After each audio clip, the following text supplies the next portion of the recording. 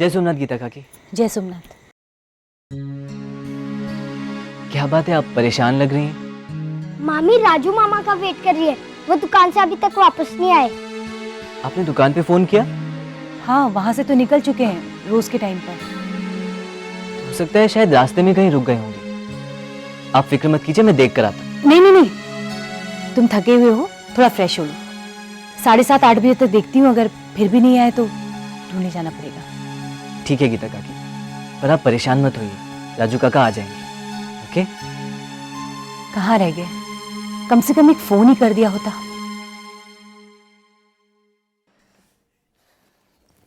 Mummy पानी। आ गए।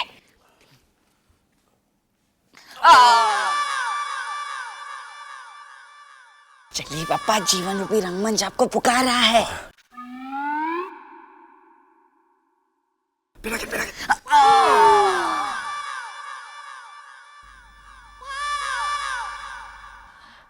गए गए।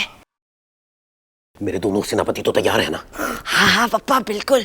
क्यों चिराग काका? मैं रामलीला के ऑडिशन में गया था। सही है। चलिए पापा शुरू हो जाइए। चलो। हाँ पेनू बेबी ले।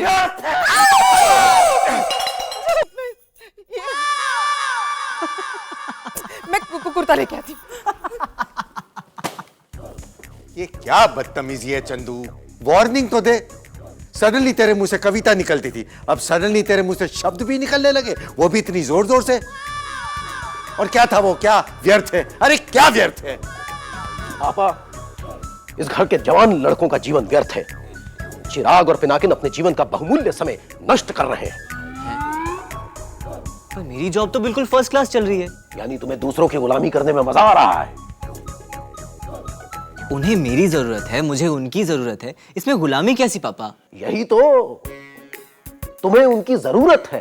क्यों पड़े तुम्हें किसी की जरूरत? क्यों रहो तुम किसी के अधीन? क्यों ना तुम अपना एक स्वतंत्र व्यवसाय शुरू करो? स्वतंत्र व्यवसाय होगा तो तुम्हारी बुद्धि का विकास होगा, तुम्हारे हुनर का सही इस्तेमाल होगा,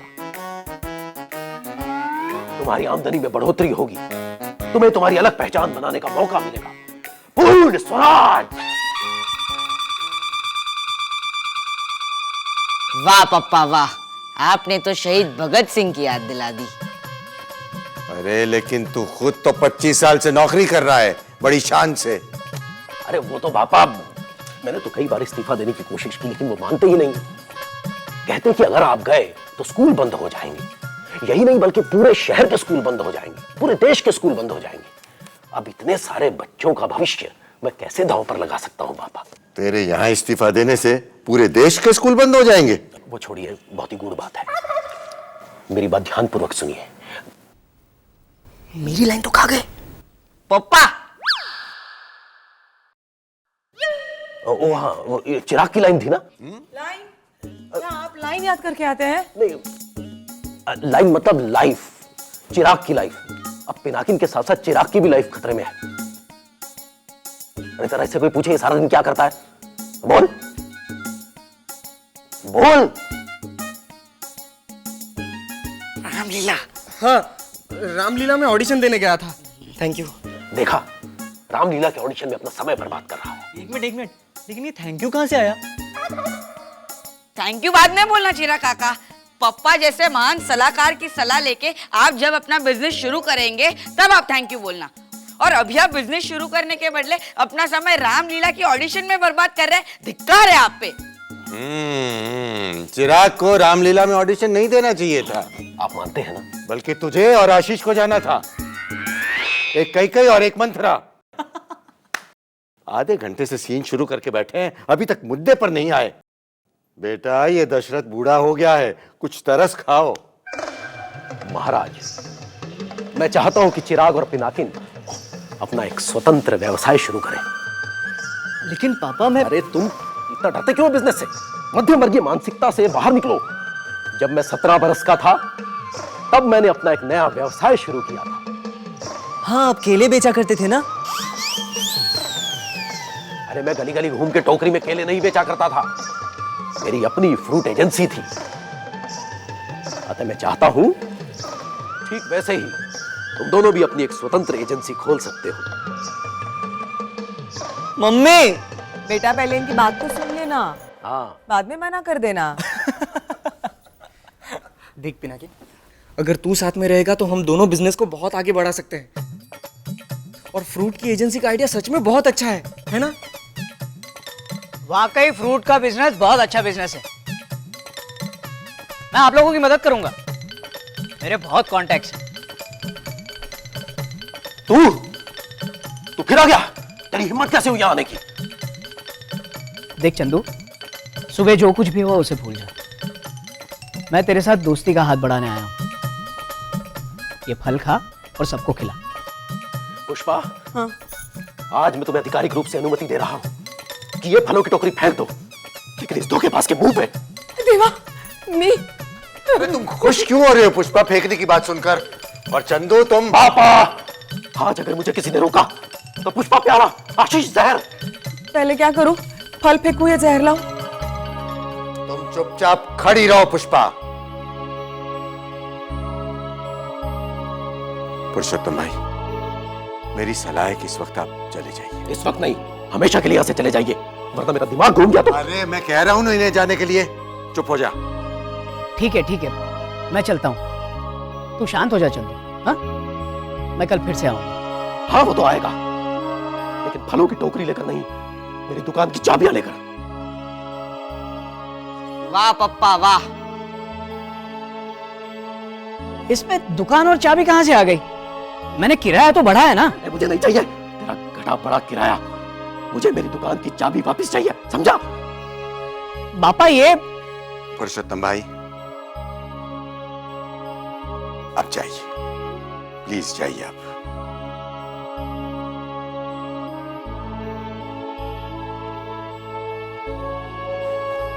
अरे ये समझता क्या अपने आप को? मैं दिखा दूंगा इसे। अरे वो चले गए, क्यों बोले जा रहा है? और ये नया नाटक क्या है? पापा अब दुकान को बीच में। अरे वो सब मुझे नहीं समझना, मुझे सिर्फ मेरी दुकान वापस चाहिए। लेकिन ये तो जिद है ना, उनका वहां जमा है बिजनेस है सालों का, ऐसे कैसे सब छोड़ छाड़ कर चले जाएं? वो सब मैं नहीं जानता, मुझे मेरी दुकान की चाबियां वापस चाहिए और मैं उस पुरुषोत्तम के बच्चे को सड़क पे लाके खड़ा कर दूंगा। यही होगा मेरा असली प्रतिशोध।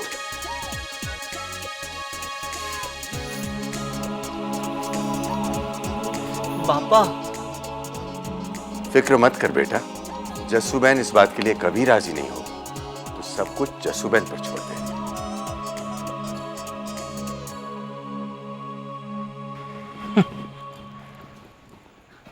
राजू अभी तक आया नहीं, किधर भाभी? आ जाएंगे, कहीं रह गए होंगे। आप जा रहे हैं? हाँ, सोचा था चाय वाय पी के जाऊंगा, लेकिन बड़े भैया ने फिर से। छोड़िए ना उसे, वो अभी गुस्से में है। आज नहीं तो कल मान जाएगा वो। अच्छा मैं चलता हूँ। जय सोमनाथ। जय सोमनाथ। जय सोमनाथ बच्चों। केदार बेटा, मुझे टेंशन हो रही है। पिनाकिन से और चिराग भाई से जाकर कहो कि तुम्हारे पापा को देख कर आए। हाँ,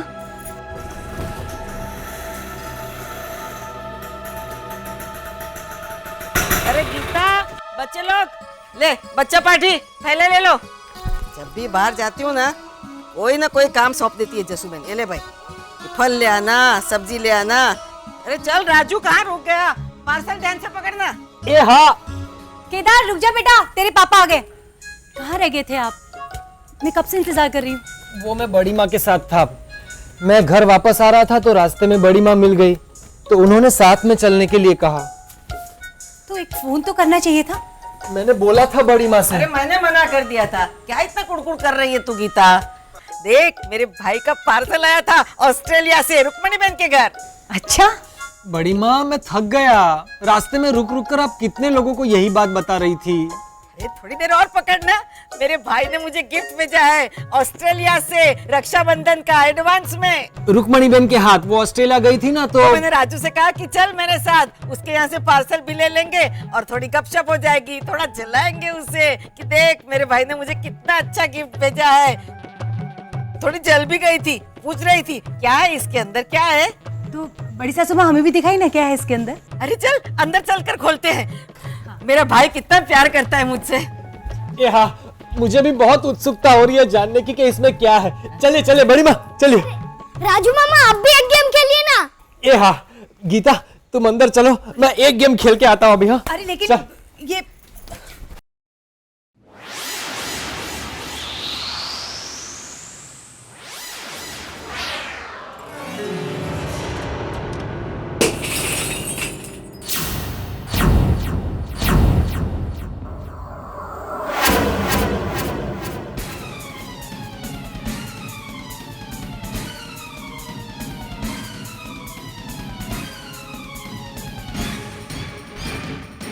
कुछ कांच का था शायद।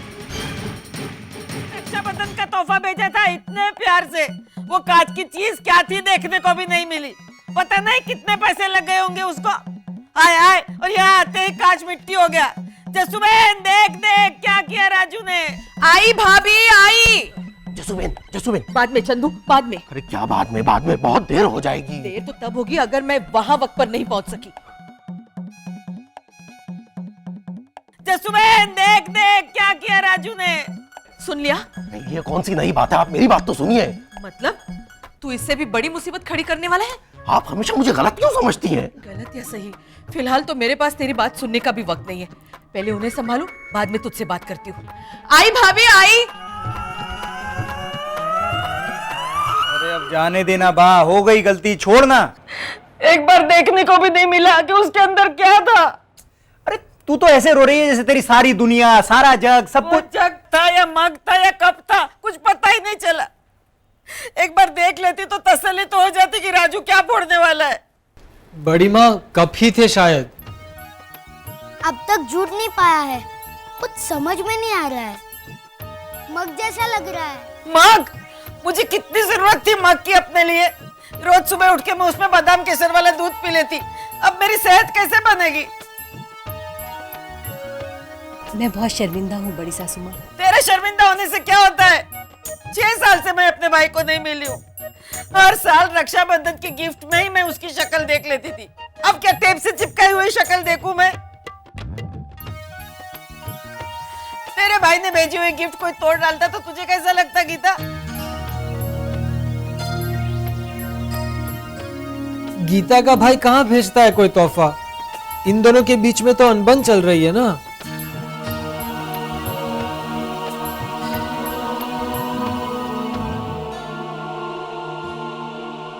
आपने बिल्कुल ठीक कहा बड़ी सासू माँ, बुरा तो मुझे लगता। हाँ भाभी, और मैं भी आपकी तकलीफ समझ सकती हूँ। राजू, ये क्या किया तूने? जसुबेन वो गलती से टूट गया। वो मैं खेलने जा रहा था ना तो। जसुबेन, अब तू ही बता, इसकी मैं कितनी गलतियां माफ करूं? ये गलती तो वाकई माफी के काबिल नहीं है। राजू, सजा तो तुझे भुगतनी पड़ेगी। हाँ जसुबेन, मैं आपकी बात से सहमत हूँ। इन्हें सजा तो मिलनी ही चाहिए। ठीक है बड़ी माँ, इसके लिए भी मुझे सजा दे दीजिए। मैं आपकी मदद करूंगा पापा। और लेकिन जसुबेन। तू चुप रहे। राजू, तू अब इसके जैसा कप। नहीं नहीं नहीं, इसके जैसा नहीं, मुझे ऐसा ही कप चाहिए और मग भी। तो क्या ऑस्ट्रेलिया जाएगा कप और मग लाने? हाँ धर्मेश, मैं ऑस्ट्रेलिया जाऊंगा। तू चुप रहे। भाभी, बिल्कुल ऐसा ही नहीं मिला तो इसके जैसा ही देना पड़ेगा ना। अच्छा ठीक है, राजू आपको इससे भी महंगे कप और मग ले देगा। हाँ तो ठीक है। अच्छा, महंगा वाला बोला तो ठीक है। अभी तक कह रही थी कि मुझे यही कप चाहिए, इसमें मेरे भाई ने अपना प्यार भेजा है। धर्मेश, तू चुप कर। लेकिन जस्सू ये कप ऑलरेडी बहुत महंगे हैं। अब राजू इससे भी महंगे कप। रमेश भाई, ये कमा रहे हैं ना, कर लेंगे। हाँ हाँ, करना ही पड़ेगा। आप शांत हो जाइए बड़ी सासू माँ, ये आपको इससे भी अच्छे कप और मग ला कर देंगे। हाँ हाँ ठीक है, चल उठने दे। राजू चल, ऑस्ट्रेलिया फोन लगा के पूछते हैं मेरे भाई को इसने कितने में लिए थे। 500 रुपए तो तू फोन में खर्च कर देगी। लेकिन फोन तो करना पड़ेगा ना, वरना पता कैसे चलेगा? वो फोन का खर्चा मैं देख लूंगी, आप जाइए। चल। अरे ठहर जा, मैं चलूंगा तेरे साथ, वरना राजू को तो तू ऐसे ही फुसला लेगी। मामा से मैं बात करूंगा, वरना 2 का 2.5, 2.5 का 4 बताएगी। चल चल चलो चलो चलो। गीता रुक, बैठ। नहीं, मैं जाकर। फिक्र मत कर, धर्मेश है वो संभाल लेगा। केदार भी गया है साथ। ये क्या सुना मैंने? तेरे भाई के साथ तेरा झगड़ा हुआ है? किस बात पर? छोड़िए ना जसुबेन। अगर तू बताना नहीं चाहती तो मैं फोर्स नहीं करूंगी। नहीं बनती है हमारी। एक छोटी सी बात पर अनबन हो गई तो 3-4 सालों से बात करना बंद है।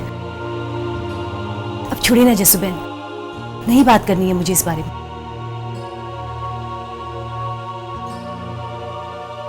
ठीक है, नहीं बात करेंगे। बहुत तकलीफ होती है ना। जब मुझे सुनकर इतनी तकलीफ हुई है तो तेरी तकलीफ का अंदाजा मैं लगा सकती। कोई रास्ता नहीं है सुलह करने का? होता तो सुलह कर लेती ना जसुबेन।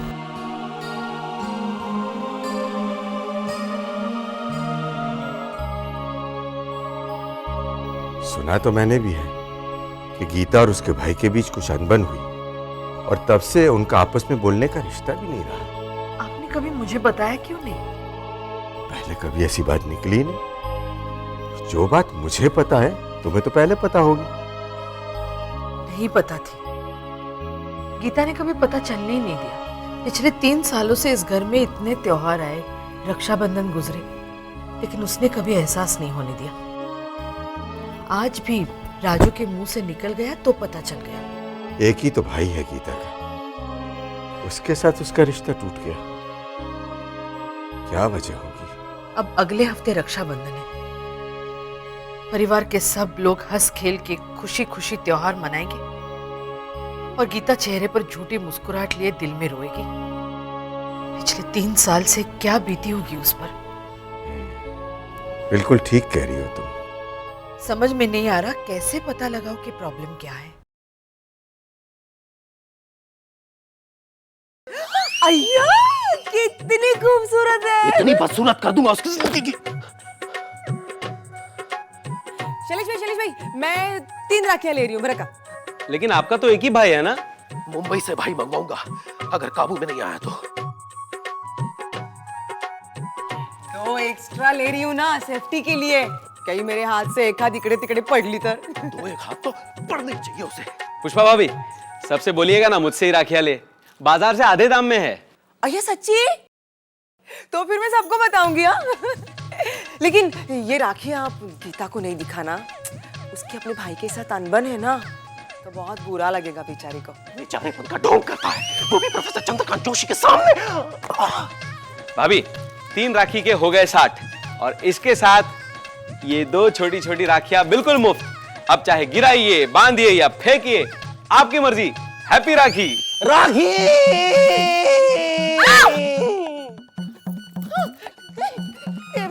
टीचर जी, ये क्या हो गया है आपको? इससे तो अच्छी आपकी वो बस ऐसी सडनली वाली कविता ही बहुत अच्छी थी। हाँ बड़े भैया, क्या हुआ? आपने जोर से राखी ऐसे क्यों कहा? तुम्हारी राखी ने मुझे नया रास्ता दिखा दिया है शैलेश। उस पुरुषोत्तम को ऑफिशियली दुकान से आउट करने का रास्ता। अब तुम और तुम्हारी राखी इस काम में मेरी मदद करेंगे।